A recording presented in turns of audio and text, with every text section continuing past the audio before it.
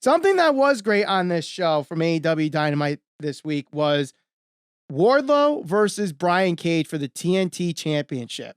Now, first off, going into this, I was excited because Tony Khan actually solved 2 missing persons cases in one match. Where's Wardlow and where's Brian Cage? In fact, he might even gotten more because Samoa Joe ended up in this segment. We had FTR show up in this segment.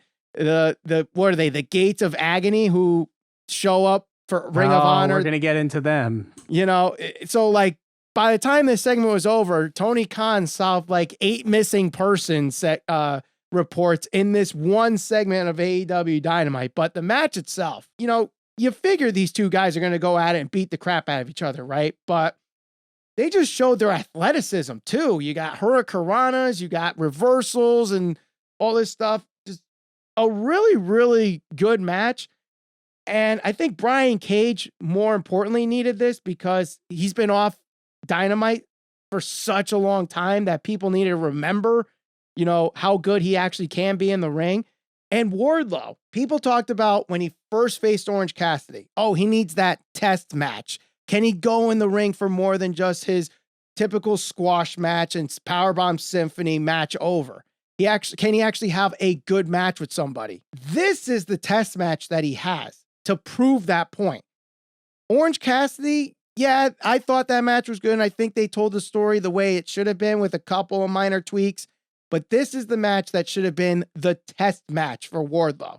If they saved that for this, I think this match even would have been even better than it was. But still a great match nonetheless. Yeah, I mean, there's a couple minor things I think I would have tweaked more so, like the build up towards it. Like I would have preferred that last week, Wardlow comes out, he throws a challenge out there. I will challenge anybody next week. It's an open challenge. I just want a spot because I haven't been on TV, whatever. Brian Cage comes out, they cut a promo. At least you have a week build towards it, because essentially what you were hoping for was this was announced pretty much on Twitter. Like a lot of things are unfortunately announced. But it's an open challenge, so it's open challenge, but at the same time, like you just said it, when's the last time we've seen Brian Cage?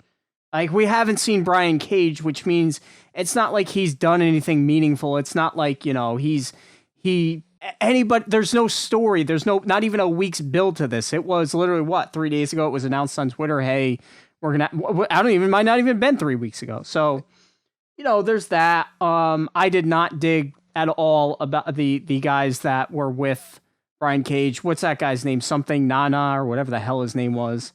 Toa Leona. Are you talking about? I don't know. The guy with the accent. I got big time 80s. The manager, King Nana. I got big time 80 backstage WWF vibes, interview vibes from that whole thing. I thought that was bad. And I just feel like, again, like when you talk about you're throwing Brian Cage out there, at least he's a familiar face to AEW. Again, I feel like so many times they're trying to force these Ring of Honor guys onto AEW, and it's just like, look, can we just get like let's just get Wardlow on the right path. Let's not worry about any of these other guys. And it looks like now they're going to go and feud with FTR. So, I mean, that is what it is. The match itself. The Gates of Agony and FTR are going to have a Ring of Honor Tag Team Championship match at Battle of the Belts Friday night. But of course. So I mean, the match itself was good. Normally, I'm not a fan of like two bigger guys because that just stylistically they typically clash. It's not a good match. It's slow. It's proddy. They made it work. And, you know, a lot of times I'm not necessarily a fan of bigger guys doing like the aerial stuff like we saw, you know, Wardlow do the Whisper in the Wind, I think, and Brian Cage attempted a 619. If you got two big guys that are pretty equal, you know, you're going to have to go in your bag of tricks to kind of get the one-upmanship on that and throughout the match. So that's where I don't mind it. If Wardlow has to do that stuff against somebody like Orange Cassidy, that's when I'm not a fan of it, because it's kind of like, all right, well, we're just doing this for the sake of getting a spot in. I didn't think that was the case in this match. I think they both desperately needed a match like this, not because Wardlow's not over, but because Wardlow hasn't been put in a position or done anything meaningful in so long, and Brian Cage just hasn't been on TV. So it was good to see them actually go out there, have a good competitive match. That was, you know, what we were all kind of hoping for, I think. Now Tony Khan has to follow up with that. Absolutely. That's the main thing. Do Yeah. something next week. Put Wardlow on TV. Have him do another open challenge or something. Do something with Brian Cage. Don't just let this be, oh, well, you know, they went out there, they tore the house down, and on to the next one, on to Rampage 2 weeks from now for Wardlow. Right. Or even Brian Cage, who, you know, for whatever reasons hasn't been on TV, injuries, or can't find anything creative for him. It seems like he's got a faction going. So put him on TV.